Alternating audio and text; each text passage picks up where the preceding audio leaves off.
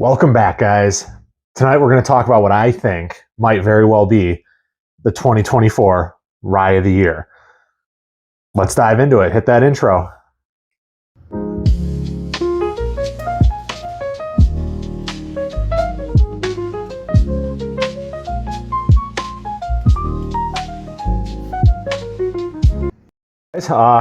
Well, this is my second time recording this because for whatever reason, the first time the audio didn't carry over. So I've already recorded this once. This was a fresh crack about 10 minutes ago.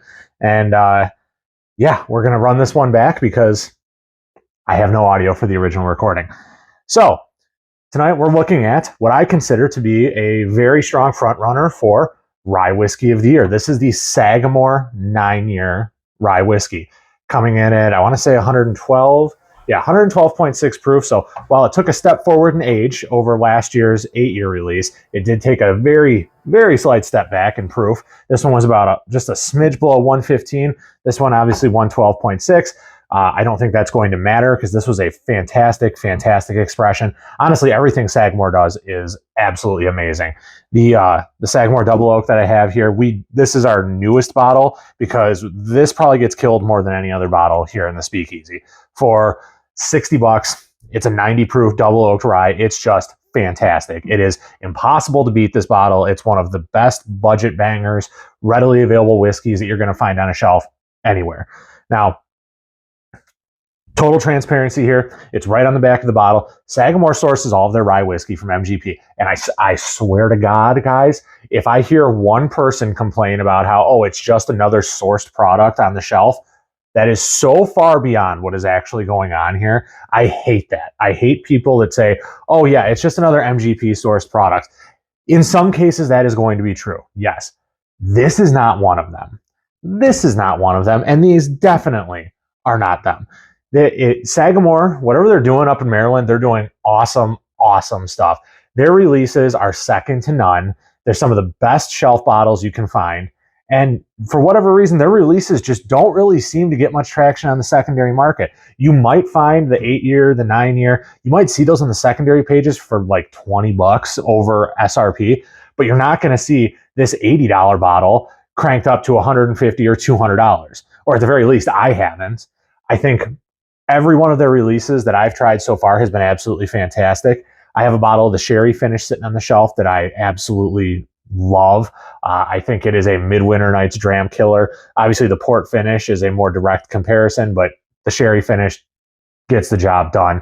The Manhattan finish, it's a little bit sweet, yeah, but you know what? If I'm looking for a sweeter dessert whiskey, that's going to do the job. The Distiller's Select, the ale cask finish, some of these single barrel selects that are coming out, I mean, it is just the tops, guys. You're going to be real hard pressed to do better than that.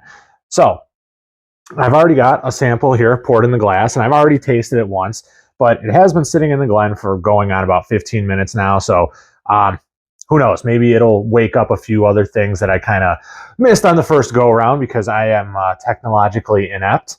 It's been a long day. Obviously still wearing my work clothes, but let's go ahead and get into the nose here. And yeah, some time in the glass has only helped kind of clear things up. There was kind of a lot coming at me off the fresh pop. Not a bad thing. Not complaining. There's notes of honey, citrus, specifically orange. There's a little bit of vanilla there.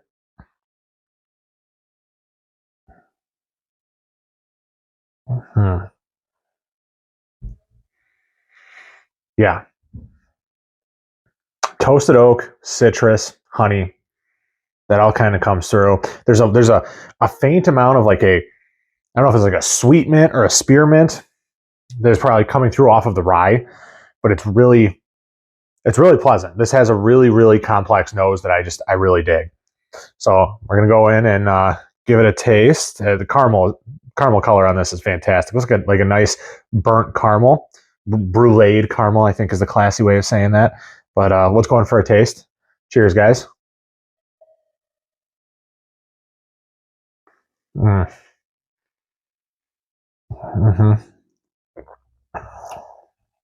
Yeah, so there's a citrusy sweetness, like a like a freshly peeled mandarin orange is really, really good there. But there's also a punch of cinnamon spice, and there's a couple other like baking spices or spice cabinet elements that are present there that I'm not quite getting. But it's really viscous. It coats super, super well. It just hangs on forever. You know, I'm still sitting here tasting it. There's notes of like some chocolate, like specifically like a dark milk chocolate that is there. The citrus is still present. And it's delightful. It's begging you to go back for more. There's a hint of vanilla there. There's virtually no like rye spice on the finish, but on the palate, it is just smooth as glass. It is proportioned very, very well. It is an extremely easy drinking rye whiskey. You know it's a rye. Okay, that mint, that slight little bit of mint and rye spice is there, but it's not like your tongue is getting smacked in the face with a piece of rye bread. It's not that. But like the sweet elements are there, the savory elements are there. There's spiciness to it. It smells amazing. It tastes amazing. This is going to be very, very difficult to beat, guys. I don't know. There's really only one other bottle down here, and I don't remember where I put it, that I think might come close to this. And it will also be making my list of top ryes for the year. Maybe I'll do a comparison just to see, because it is also MGP sourced. Yeah, let me give. Mm-hmm. Mm-hmm. Yeah, I mean, sometimes the tasting notes on the bottle, you know, can be a little bit hit or miss. They're kind of right on with this one. I didn't get any of the graham cracker notes. I can kind of see the peach that the label talks about. For me, it's not so much present on the front, but on the side palate, on the sides of my tongue, I kind of get like that juicy, fresh peach note. It's not super pronounced, but it's there. I can definitely see it. A lot of times, spicy ryes can be a little bit drying for me, but this one is not. This one is actually like I am salivating, waiting for another sip of this. It's that good. If I had to give this one a score, I'm gonna go. Yeah, it's going to be like a 9.3. This is exceptional whiskey. It is very, very well done. It is a very respectable proof, right in my wheelhouse. I tend to love that 105 to 115 proof range. The color on this is fantastic. The packaging, I mean, nobody has a bottle shaped like this. The fit and finish of the label design, the corks, everything. And I mean, I'm not a Ravens fan, so I typically don't like much that comes out of Baltimore, but this stuff is fantastic. And I mean, if anybody from Sagamore is watching this, well done, guys. And if I could possibly get a bottle of the bottled and bond, shoot me a message, because we don't get distribution for that in Michigan, and I really, really want to try it. But this is so good. It's going to be tough to beat. I don't know if there's going to be a rye this year that can compete with this. At least not one that I can get my hands on. Bourbons, okay, maybe a little bit different, but ryes, I think this is going to be extremely tough to beat.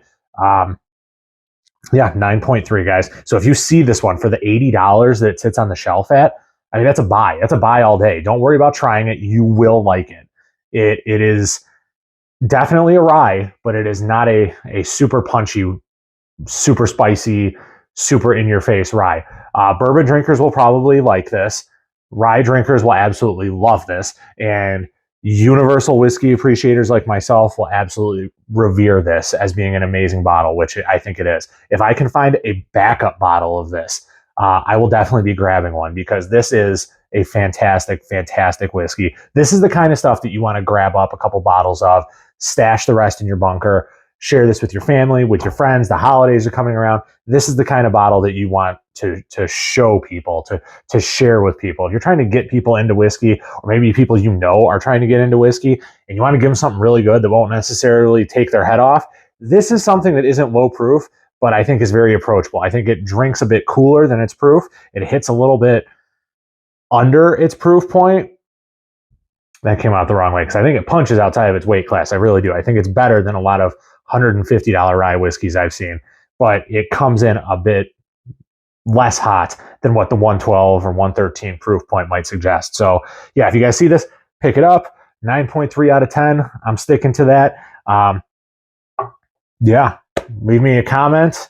Throw down a like if you'd be so kind. Make sure you hit that subscribe button. There's new content coming out. I try to drop stuff at least twice a week. If we're doing something, maybe we're traveling to a new distillery or something, I'm gonna try and do like bonus drops or whatnot.